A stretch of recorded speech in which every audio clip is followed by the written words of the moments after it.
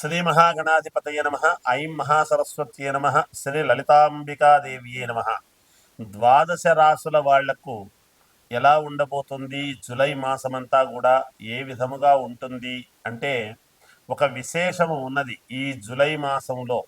ఏమిటి విశేషము అంటే శుక్రుడు స్వక్షేత్రములో ఉండటం అనేటువంటిది చాలా యోగదాయకం. అలాగే మామూలుగా ఈ కేతువు కుజుడు కలిసి ఉండటం అనేటువంటిది కూడా సింహరాశిలో ఒక రకమైనటువంటిది యోగం. ఎందుకు ఆ యోగము అంటే సింహరాశ్యాధిపతి అయినటువంటి రవి ఒక యోగాన్ని ఇవ్వాలి అనేటువంటిది ఉంటుంది, గ్రహాలకు రాజు కాబట్టి. అందువలన 12 రాసుల వాళ్లకు కూడా శుక్రుడు స్వక్షేత్రములో ఉంటే ఎలా ఉండబోతున్నది, ఈ రవి కుజులు మామూలుగా కుజకేతువులు కలిసి ఉండేటువంటి దాని వలన జరిగేటువంటి విధానాలు ఏమిటి, చంద్రుడు అంటే మామూలుగా సహజముగా తొందరగానే తిరుగుతూ ఉంటాడు అన్ని రాసులను.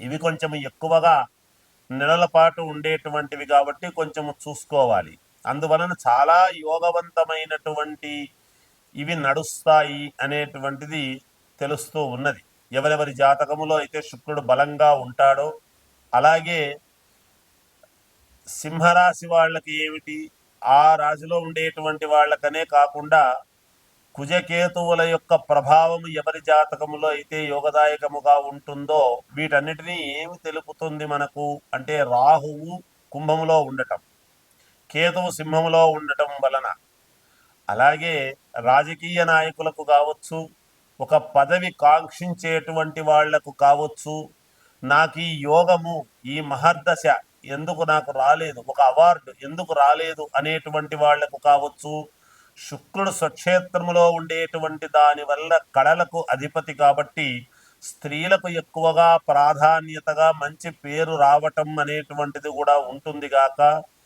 ఎంతోమంది స్త్రీలు వాళ్ళ వాళ్ళ యొక్క ఇది తగినట్టుగా మాకు రాలేదే ప్రతిభ అనేటువంటి వాళ్లకు యోగం అనేటువంటిది ఉండబోతున్నది. అలా శుక్రుడు అంతేకాకుండా సినిమా రంగము కళలలో రాణింపు ఉండేటువంటి వాళ్లకు మంచి మహర్దశ పట్టేటువంటి అవకాశము ఉన్నది. చాలా మేలు జరిగే అవకాశాలు ఉన్నాయి ఈ జూలై మాసంలో అనేటువంటిది తెలియజేస్తూ, ఇక మేషరాశి నుండి మీనరాశి వరకు ఎలా ఉండబోతుంది అనేటువంటి దాని గురించి ఇప్పుడు మీకు సవినయముగా తెలియజేస్తాను, సవివరముగా. కర్కాటక రాశి వారికి ఈ జూలై మాసం అంతా కూడా ఎలా ఉన్నది అంటే బాగుంది, అనుకూలవంతముగా ఉంది అని తెలియజేస్తూ ఉన్నాను.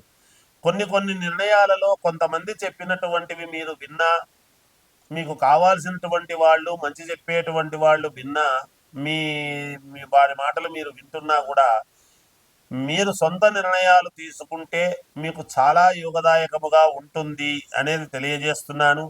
చేపట్టినటువంటి ప్రతి పనిలో కూడా ధైర్యముగా ముందుకు వెళ్ళేటువంటి పరిస్థితులు గోచరిస్తున్నాయి.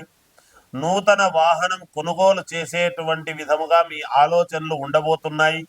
నూతన గృహ నిర్మాణ ప్రయత్నాలు దానికి కావాల్సినటువంటి విధముగా అడుగులు ముందుకు వేస్తారు. తప్పకుండా ధనము శుభకార్యాలకు సంబంధించినటువంటి వాటికి ధనాన్ని వ్యయం చేయటం జరుగుతుంది. నూతన వ్యాపారాలకు పెట్టుబడులు ఎలా చేసుకోవాలి అని కొంత సమకూర్చుకోవడం అనేది జరుగుతుంది గాక, మీరు సంతానము విద్యా విషయాలలో ఆశించినటువంటి పురోగతి అనేటువంటిది సాధిస్తారు. జీవిత భాగస్వామితో దైవ సేవా కార్యక్రమాలలో పాల్గొనడం లాంటివి చేస్తారు. సమాజములో ప్రముఖులతో పరిచయాలు మరింత పెరిగేటువంటి పరిస్థితి గోచరిస్తూ ఉన్నది. అలాగే వృత్తి ఉద్యోగాలు, సహోద్యోగులతో, మీ తోటి ఉద్యోగస్తులతో మీకు మంచి సత్సంబంధాలు ఏర్పడి వారి నుండి మీరు సహాయం పొందడం, మీరు వారికి సహకారం చేయటం లాంటివి చేసుకొనవచ్చును ఎక్కువ శాతముగా. అంతేకాకుండా మీకు ఈ భూముల వలన కానీ కోర్టు పరమైనటువంటి వాటి వల్ల కానీ విజయము లభించేటువంటి పరిస్థితులు గోచరిస్తూ ఉన్నాయి. విద్యార్థినులకు యోగదాయకముగా ఉన్నది. రాజకీయాలలో ఉండేటువంటి వాళ్లకు, సినీ ప్రముఖులకు చాలా యోగవంతముగా ఉన్నది. ఏది ఏమైనా మీ వ్యక్తిగతమైనటువంటి జాతకాలను పరిశీలన చేసుకొని తదనుగుణంగా ముందుకు వెళ్ళండి. మీకు విజయం లభించి తీరుతుంది గాక. జయోస్తు.